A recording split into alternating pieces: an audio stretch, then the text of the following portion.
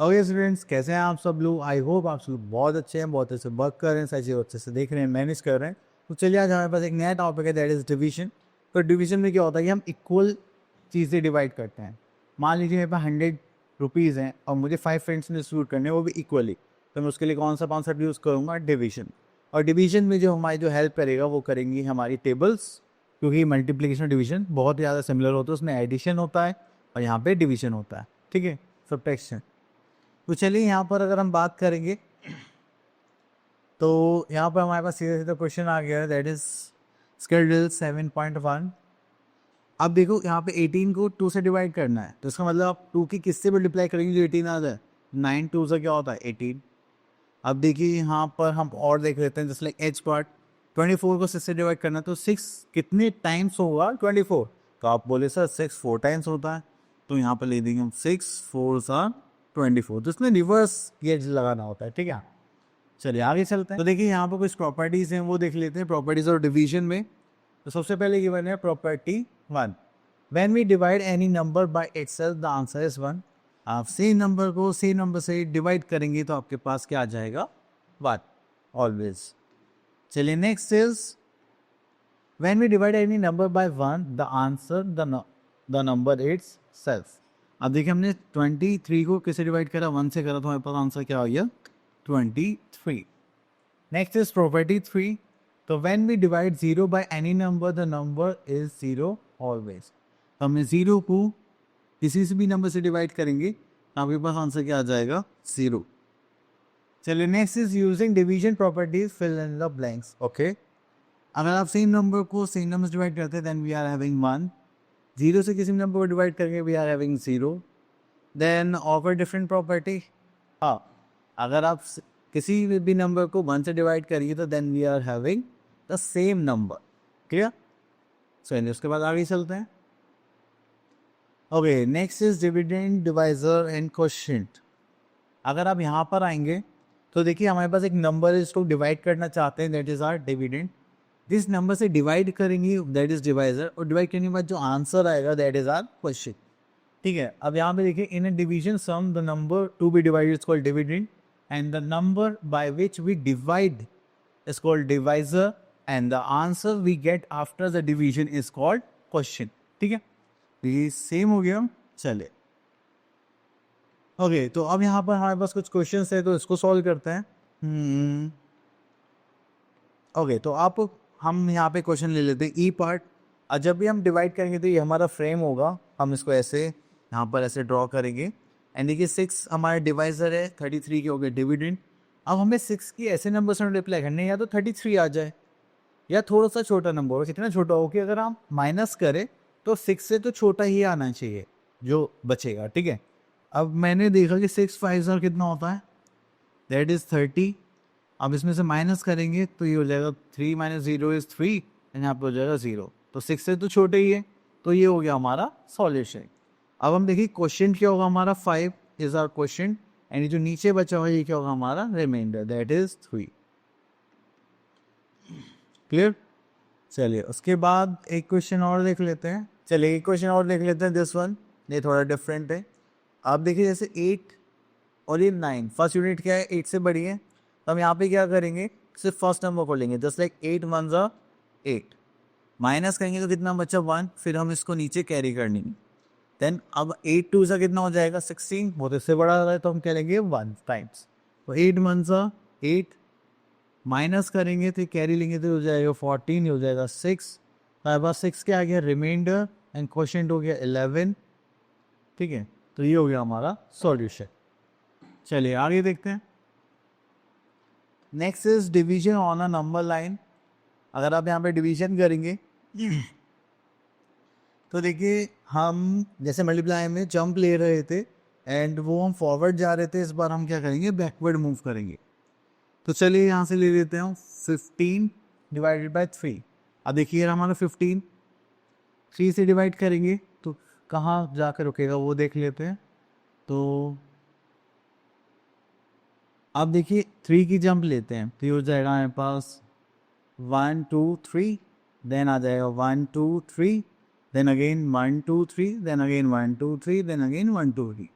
तो 0 पर आने के हमने 3 की कितनी जंप ली है, अगर हम काउंट करेंगे दैट इज 1 2 3 4 5।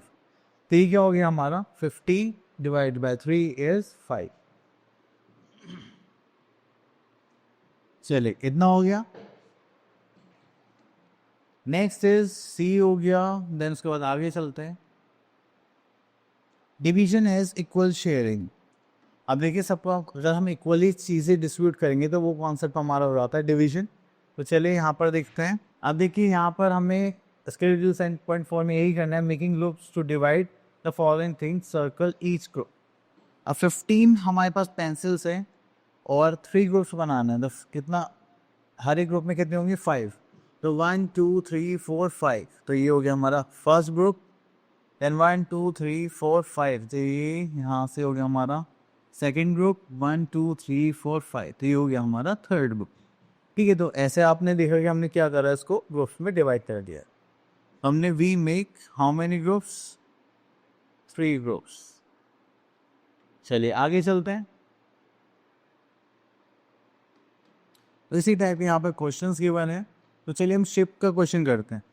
तो क्वेश्चन में भी देखते हैं, शिप इन हॉल, कितने शिप्स हैं हमारे पास 1 2 3 4 5। एंड ये कितने होंगे 3 5 3 इसमें तो सेम नंबर्स आ जाएंगे, तो ये नहीं लेते, हम लेते हैं सी पार्ट। तो बटरफ्लाइज हैं हमारे पास कितने 6 4 24। तो बटरफ्लाइज इन ऑल में टोटल बटरफ्लाइज हो गया हमारे पास 24। नंबर ऑफ ग्रुप्स कितने हैं हमारे पास 1 2 3 4। तो 4 ग्रुप्स हो गए। बटरफ्लाइज इन ईच ग्रुप में कितनी बटरफ्लाइज हैं, दैट इज 6। तो उसको डिवीजन की तरीके से लिखेंगे, दैट इज 24। और ग्रुप्स कितने हो गए 4 एंड बटरफ्लाइज हो गए हमारे पास 6। ठीक है, चलिए इसके बाद आगे चलते हैं। That is connecting division with multiplication. Okay okay, तो ये हमारे आगे इसके ड्रिल 7.5। अब यहाँ पर देखेंगे तो हमारे पास है मल्टीप्लीकेशन फैक्ट और डिवीजन फैक्ट। अगर देखिए हम दो नंबर की मल्टीप्लाई करते हैं तो हमारे पास एक आता है प्रोडक्ट।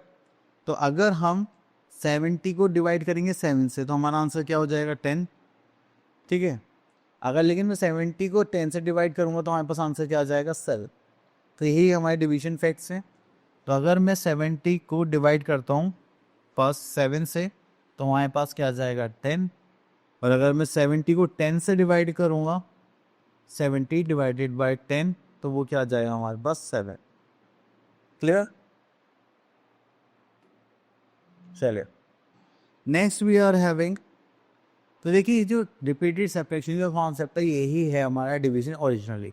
तो पहले क्या करते थे, जैसे मान लीजिए आपका बर्थडे है, आप चॉकलेट्स दे रहे हैं, आपका जितनी भी चॉकलेट्स है ऐसे ऐसे आप डिस्ट्रीब्यूट करेंगे। सब कोई 2 2 चॉकलेट दे रहे हैं, 3 3 चॉकलेट दे रहे हैं, दैट इज़ योर चॉइस। तो हमने जैसे मान लीजिए 5 5 चॉकलेट्स दी। क्लास में जाते जाते आपने देखा कि हाँ पूरी क्लास में भी 10 बच्चे हुए हैं। टोटल स्टूडेंट्स थे हमारे पास 50। तो कितने स्टूडेंट्स बचे हमारे पास, अभी 10 स्टूडेंट्स और बचे हैं। तो उसका मतलब 40 स्टूडेंट्स तक ये क्या हो गई, डिस्ट्रीब्यूट हो गई। ठीक है, तो अगर 40 को हम 5 5 चॉकलेट्स देंगे तो हमारे पास कितने आ जाएंगे, दैट इज 200 चॉकलेट्स। ठीक है, तो इसी टाइप से हम क्या करते हैं, रिपीटेड सब्ट्रैक्शन। एंड ये जो हमारा फॉर्मेट में हम डिवाइड करते हैं that is a long division method. ठीक है, तो हमारे पास ये होता है कि जो हम नंबर डिवाइड करें दैट इज आर डिविडेंड, जिस नंबर से डिवाइड करें that is our divisor, and जो आंसर आता है that is our question. Clear, अगर फॉर्मेट के अकॉर्डिंग देखिए तो बाहर हमारे पास आएगा डिवाइजर, अंदर हम रखेंगे डिविडेंड, एंड जो ऊपर आंसर आएगा वो दैट इज क्वेश्चन। नीचे जो बचे जाता है वो हम ऑलरेडी कर चुके हैं डिस्कस वैसे तो। And that is our reminder. अगर आप यहाँ पर देखेंगे तो हमारे पास एक डिवीजन एल्गोरिथम में just like divisor into question plus reminder equals to dividend. तो अगर आप इसको चेक करेंगे तो हमारे पास क्या आ जाएगा, डिविडेंड। ठीक है, तो ये चेकिंग पर्पज से यूज होता है। ओके, तो हम आ गए अपने स्किल ड्रिल 7.6 पर। तो यहाँ पर question number 1, complete the blanks. Okay, तो हम यहाँ पर आते हैं सी पार्ट पर। तो हमें यहाँ पर गिवन है, तो देखिए यहाँ पर हमें ऐसे फॉर्मेट में गिवन है तो उसको डिवीजन फैक्ट के तौर पर लिखना है। 28 हमारा क्या है, dividend. Then 7 is our divisor, and ये 8 तो नहीं आएगा, यहाँ पर 4 आना चाहिए था। 7 4 28 होता है ना, तो यहाँ पर 4 आना चाहिए। ठीक है, अब देखिए यहाँ पर जो गिवन है वो गिवन है, इसको फॉर्मेट में लिखना है, डिवीजन फॉर्म में लिखना है। तो ये हमारा क्या हो गया, सॉरी, ये हो गया हमारे पास डिविडेंड, 7 हो गया हमारे पास डिवाइजर, एंड 5 क्या हो गया हमारा क्वोशिएंट। चलिए तो इसके बाद हम आगे चलते हैं, यहाँ पर कुछ क्वेश्चंस गिवन है उनको सॉल्व करते हैं। तो ओके, तो यहाँ से हम एक क्वेश्चन पिक कर लेते हैं। तो देखिए यहाँ पर हम देखते हैं जी पार्ट 4 8 करेंगे, दैट इज 32 एंड ये हो गया फिनिश। तो सेम आपको बस ऐसा नंबर गेस करना है, यहाँ पर सॉल्व करना है। अब उसके बाद solve and check your answer. तो आप पहले डिवाइड करेंगे, देन उन नंबर्स को मल्टीप्लाई करके उसको चेक करेंगे। अच्छा, चेकिंग भी हमें नीचे करनी है। तो 6 9 का कितना होता है 54, रिमाइंडर कितना हो गया 0। ठीक है, तो चेकिंग में हम क्या करेंगे यहाँ पर, जस्ट लाइक हमारे पास क्या होता है 6 इंटू 9, 9 6 से कितना होता है 54, दैट इज सिंपल। ठीक है, चलिए उसके बाद हम आगे चलते हैं। नेक्स्ट टॉपिक में आ रहे हैं वर्ड प्रॉब्लम्स। देखिए जब भी ज़्यादा की वैल्यू गिवन होगी वो सिर्फ एक की पूछी जाएगी, या फिर डिस्ट्रीब्यूशन पूछा जाएगा, कितने नंबर्स ऑफ चीज़ें हमने डिस्ट्रीब्यूट करी है कितने लोगों में। तो आप उस टाइम क्या कॉन्सेप्ट यूज़ करेंगे, कॉन्सेप्ट ऑफ डिवीजन। तो चलिए वर्ड प्रॉब्लम्स देखते हैं। तो यहाँ से देखेंगे हमारे पास आ जाता है सी पार्ट। यहाँ पर 60 flowers are there to be put in 6 vessels, and how many flowers can we put in each vase?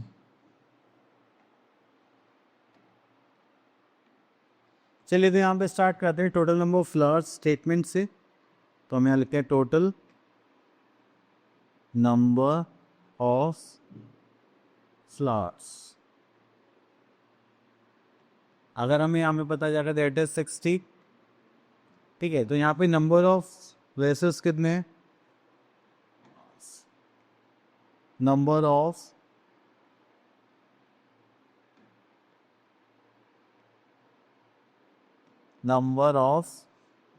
वेसेस अगर देखेंगे तो हमारे पास कितने आ गए, दैट इज 6।